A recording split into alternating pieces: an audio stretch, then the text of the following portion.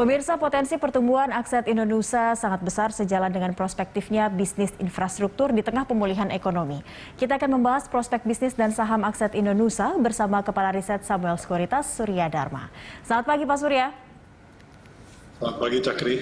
Ya, kita bahas terkait kinerja aset untuk saat ini begitu. Kinerjanya sejauh ini seperti apa Pak? Ya, memang kalau dibandingkan tahun lalu sih ada perbaikan ya, tapi memang masih first half itu masih mendapatkan kerugian. Karena walaupun beban bunga yang tadinya sempat menjadi problem ya tahun lalu ya, tapi setelah adanya right issue tahun lalu, kemudian juga ada placement dari UT ya, beberapa waktu yang terakhir gitu ya. Jadi sebetulnya beban bunga yang sempat jadi isu itu menjadi lebih ringan. Tapi di sisi lain mungkin adanya kenaikan bahan baku ya, kenaikan bahan baku itu juga membuat gross profit yang mestinya bukan profit ini jadi loss gitu ya, jadi mengalami rugi kotor gitu di atasnya ya, karena beban bahan baku yang tinggi itu gitu ya. Tapi secara overall memang di 9 month ini saya lihat sih kontrak barunya naik cukup banyak juga ya, sudah melebihi 12 bulan tahun lalu ya, sekitar 300 miliar gitu ya. Kalau dibandingkan dengan sampai Juni aja mungkin ada peningkatan yang cukup tinggi sih di Q3-nya kelihatannya. Sangat terlihat jelas perbedaannya dengan 2020 yang hampir semua infrastruktur harus terhenti dulu karena pandemi begitu ya Pak Surya ya.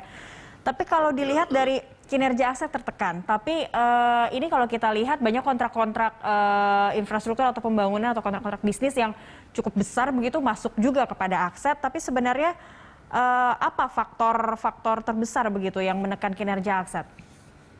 Akset ini sebetulnya dulunya kan terkenal sebagai kontraktor yang ahli di bidang pondasi ya, khususnya sebelum diambil oleh Astra gitu ya, grup Astra gitu. Nah sekarang memang kalau dilihat perbandingan dengan tahun lalu itu kontrak-kontraknya sebetulnya kebanyakan pendapatannya itu 90% lebih mungkin dari non relasi sebetulnya, jadi betul-betul dari pihak lain gitu ya. Tapi tahun ini memang kelihatannya karena kontrak dari orang lain itu mungkin turunnya cukup banyak ya. Jadi kontrak dari relasinya itu yang sebetulnya yang naik cukup banyak ya, 30% lebih kalau saya nggak salah gitu ya. Secara overall turun 14%, tapi bobotnya kontrak relasi ini, pendapatan dari relasi ini naik dari tadinya 9%-an jadi sekitar 28% gitu. Jadi memang ada peningkatan cukup tajam ya di situ ya. Baik, ini cukup bergantung terhadap relasi artinya ya.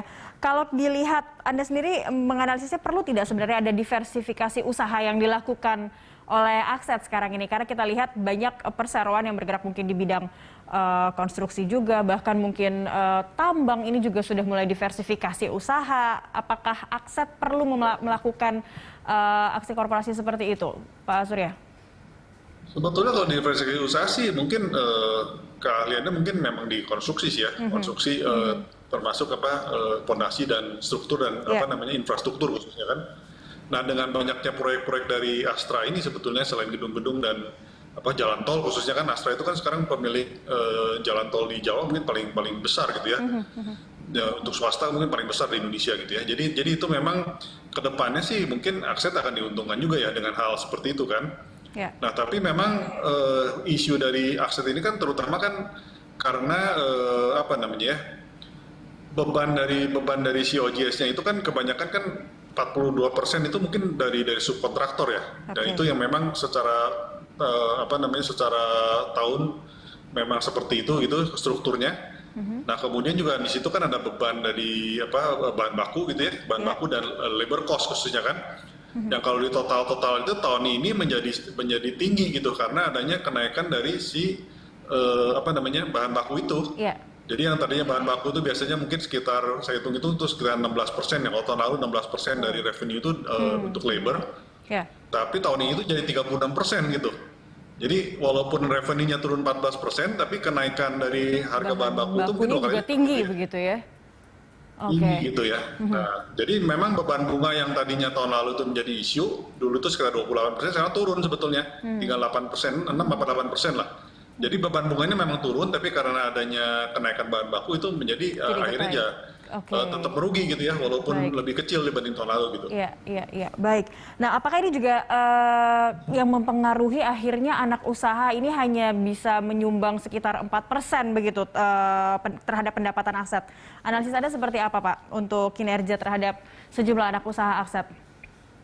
Ya, aset ini kan sebetulnya kan cucu dari Yuti ya. Jadi cucu dari Yuti yang memang sebetulnya diperlukan ke depannya kan untuk apa namanya, untuk proyek-proyek dari grup Astra kan. Tapi memang sampai saat ini memang mereka masih mungkin sebelum bisa diharapkan lah untuk menjadi sumber pendapatan atau profit ya untuk Astra Group gitu ya. Karena beberapa isu tadi gitu ya. Mungkin itu aja sih. Oke, baik. Kita masih akan lanjutkan perbincangan kita seperti apa pergerakan dari saham Akset untuk saat ini. Pemirsa tetaplah bersama kami, Dialog Corporate Action akan kembali usai jeda. Kembali di Corporate Action, pemirsa, PT Akset Indonesia Tbk telah melantai di Bursa Efek Indonesia sejak awal 2013. Rekan Jelita Telambanua akan menyampaikan berbagai informasinya untuk Anda. Jelita, silakan. Baik, terima kasih Cakri. Pemirsa, saham PT Akset Indonesia Tbk telah menjadi salah satu pilihan pelaku pasar sejak lebih dari 8 tahun yang lalu. Kita simak datanya bersama. Ya, ini dia PT Akset Indonesia Tbk. Pemirsa, ini adalah kodenya ACST. Pencatatannya sejak 24 Juni 2013 masuk ke papan utama. Bidang usaha utamanya jasa konstruksi untuk bangunan komersial dan infrastruktur. Sektornya adalah properti, real estate, and building construction. Subsektornya building construction. Berikutnya kita lihat pemegang saham dari PT Akset Indonesia Tbk ini.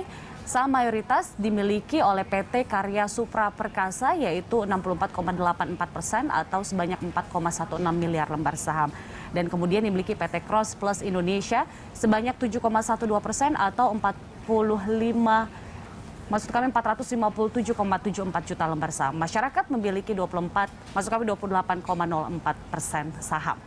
Dan selanjutnya kita lihat pemirsa bagaimana pergerakan harga saham dari ACST ini sejak awal tahun. Tercatat pada 4 Januari 2021 ada di harga 452, kemudian naik pada bulan pada bulan yang sama tapi di tanggal yang berbeda pada tanggal 11 Januari di harga 560. Kemudian cenderung turun bahkan hingga pada bulan Juni tanggal 21 tercatat di level terendahnya di harga Rp210 per lembar saham.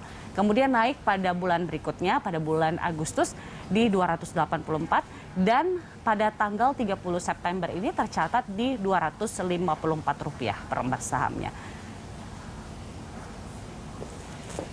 Ya, pemirsa, itu dia sejumlah informasi yang dapat saya sampaikan. Kembali ke Cakri. Baik, terima kasih Jelita untuk informasi grafis yang tadi Anda sampaikan terkait Akset Indonesia. Kembali bersama Pak Surya. Pak Surya melihat pergerakan saham dari Akset ini di Juni ini sangat signifikan, merosot tajam begitu di 210. Kira-kira sentimen yang mempengaruhi ACST di momentum di Juni itu dan target harga saham akan apa targetnya itu akan berapa begitu Pak untuk selanjutnya? Ya, kalau dilihat walaupun Januari terjadi kenaikan cukup tajam ya, termasuk saham-saham lain juga sih sebetulnya. Tapi kalau kita lihat placementnya dari dari Akset ini kan dilakukan waktu September kalau nggak salah, saya asal ingat ya, itu sekitar Rp240 ya. Jadi mungkin orang agak melihat mungkin valuasinya itu mungkin sekitar segitu gitu ya. Jadi kenapa harganya makanya mendekati harga itu gitu, sekitar 240. Oke, dengan adanya private placement ini juga kan targetnya ada penambahan dana sebesar 1,5 triliun. Ini sejauh mana bisa mempengaruhi pergerakan saham dari Akset untuk itu, Pak? Ya, sebenarnya sih kan beban bunga itu seperti saya katakan tadi juga kan, beban bunga dari Akset ini kan sejak tahun lalu itu kan memang cukup berat gitu ya. Yang sebagian selain bank itu kan memang Yuti sudah memberikan pinjaman juga ya, pinjaman berupa bunganya mungkin nggak terlalu tinggi, tapi beban bunga kan tetap ada gitu ya. Jadi makanya tahun lalu itu kan ada 1,5 triliun juga yang setoran modal istilahnya kan, yang untuk menolong, tapi rupanya kurang cukup juga gitu ya. Alokasinya sudah sesuai begitu ya, ternyata 1,5 masih kurang ya. Sehingga ada placement lagi gitu, karena ada placement lagi 1,5 T tahun ini berarti udah 3 T itu berarti kan, untuk menolong performa dari Akset ini gitu kan. Jadi memang yang menjadi hal negatifnya kan mungkin karena beban itu tadi ya, yang mungkin sekarang diharapkan sih ke depannya dengan adanya setoran modal ini mungkin kinerjanya bisa lebih membaik gitu ya, karena beban bunganya nggak terlalu tinggi lagi gitu ya. Baik. Tapi memang yang seperti saya utarakan tadi juga ada isu baru lagi gitu, kenaikan bahan baku gitu ya, Iya. yang membuat itu menekan kinerjanya. Kita lihat apakah 1,5 T yang berikutnya ini bisa menolong Akset untuk kali ini begitu ya Pak ya. Untuk rekomendasi ACST sendiri bagaimana Pak? Dari Pak Surya sendiri melihatnya? Saya pikir sih level-level sekarang ya cukup wajar lah ya. Tapi kalau misalnya ke harga Januari sih ketinggian sih menurut saya sih ya. Kita mungkin mesti lihat dulu bulan September nih seperti apa gitu. Apakah ada pembalikan arah apa enggak gitu ya. Oke. Karena laba kotornya kan waktu Juni itu kan masih belum laba gitu ya. Istilahnya bukan laba kotor gitu ya, rugi kotor gitu ya. Iya. Jadi atasnya itu mungkin kan di atas itu mesti memperlihatkan dulu kinerjanya membaik gitu, minimal positif dulu gitu kan, sebelum kita bilang ada beban-beban lain juga yang mesti di cover oleh mereka kan, karena mereka cukup struggle sih kelihatannya sampai saat ini gitu ya. Oke, jadi bisa untuk jangka pendek atau jangka panjang terhadap ACST sebaiknya seperti apa yang bisa dilakukan para investor gitu? Kalau saya sih masih hold dulu ya saat ini ya. Hold dulu untuk ACST. Melihat kontrak barunya kan sekarang bagus nih sampai bulan kuartal 3 ya. Betul. Nah, cuman saya pengen lihat sebetulnya efeknya dari situ tuh terhadap profit mereka gimana gitu ya. Operasionalnya, laba kotornya gimana tuh, apakah mereka sudah mulai positif apa enggak, itu mungkin jadi krusial juga sih ya untuk melihat ke depannya seperti apa gitu. Oke, baik. Hold untuk ACST rekomendasinya untuk saat ini. Baik, terima kasih Pak Surya Dharma sudah bergabung bersama kami, Kepala Riset Samuel Sekuritas. Pemirsa, salam sehat selalu Pak Surya. Salam sehat.